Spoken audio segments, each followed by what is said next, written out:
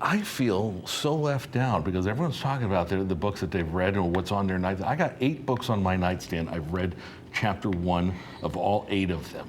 So that's my New Year's resolution, which is why we're glad we have our friends from R.J. Julia Booksellers down in Madison with us today. Larry Fazio with us to talk about the best of 24 and how I should maybe take those 8 books on my nightstand and kind of consolidate them so I can make room for some new ones, right? Yeah. Well, just pick one. Pick one to get through. Every time I go into R.J. Julia, it's one of my favorite places to go, and I'm always amazed. Your staff is so well read. Yes. Which begs me to ask the question: how quickly do you get through these books?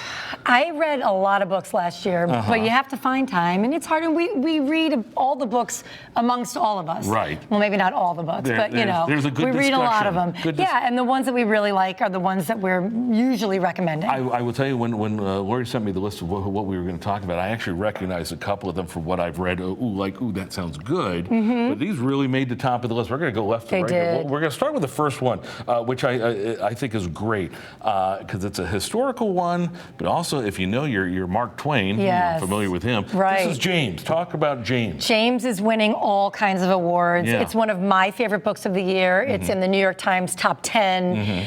It is by Percival Everett, who wrote Erasure, which turned it into the movie American Fiction. He's a fabulous writer.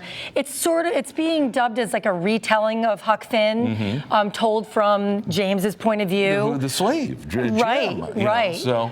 But it shows a side that is really important for us to think about, and a fabulous book. Just flew through that book. What a fantastic read, and again, as you said, just won just about every oh, award. Yeah. Let's talk about women. I thought this was a how-to. It's actually a fictional novel. Kristen Hanna, talk about this. Kristen Hanna wrote The Nightingale several years ago. This takes place in Vietnam, and it's about the women in Vietnam who really didn't get recognized for a very long time. The nurses who were like, well, you weren't in Vietnam. No.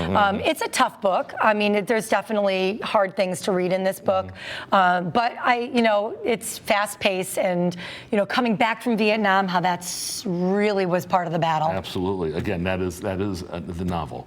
That is not a how-to. They have a whole how-to section. It's a whole different story itself. Talk about Becky Lynch of the WWE. Yeah. So one of the reasons why this is on our top is that we did an event with Becky, and so some of our books are in our top sales because of events. And you guys always have a lot of great authors that come. When Becky Lynch came, the line went all the way down to Guilford. Oh yeah, the line was huge. Yes. There were all age fans. There were little ones. There were older people. I mean, it was incredible to see how excited people were to meet her. I swear to you, I drove by that morning just running other errands, and I went, what is going on? And, the WWE. That makes sense. Let's move on to the Paris novel. Paris novel. All about the 80s. Oh, yeah. One of my favorites, the Paris novel. And this is about food. You get art. You get history. You get booksellers in this book. It's fiction. Ruth Reichel, you may know her because she writes about food.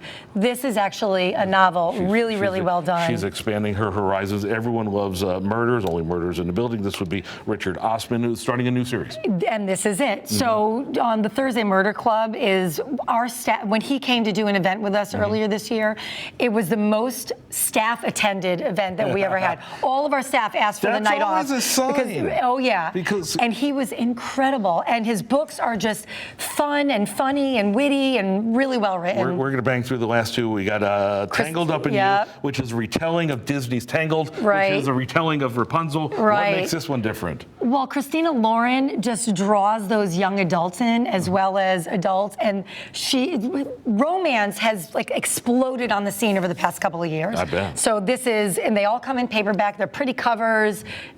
People get them like M&Ms. And we'll finish with Amy Tan, well-known. Backyard Bird Chronicles, talk about birding. Yeah, so she started in 2017 noticing nature around her and drawing. She took a drawing class. So not only is she journaling in this, but she's got pictures in here of things that she's drawn. And then when the pandemic hit, she really exploded into the backyard. Found another hobby. Yeah. In case you haven't figured out, in case you haven't been down to R.J. Julia's, right in downtown Madison, if you are looking for something but you don't know what you're looking for, clearly Lori and the team, they know. So lean on them for good ideas for 2025, right? We're the experts. Good. Yeah. Well, we're going to count on you to come back and give me more books to put on my nightstand that I promise you I'm going to read more than chapter 1. I feel your pain. Nice to see you. Thank you. Thanks for having me. Happy New Year. Keith, over to you. Love it. Uncle Keith.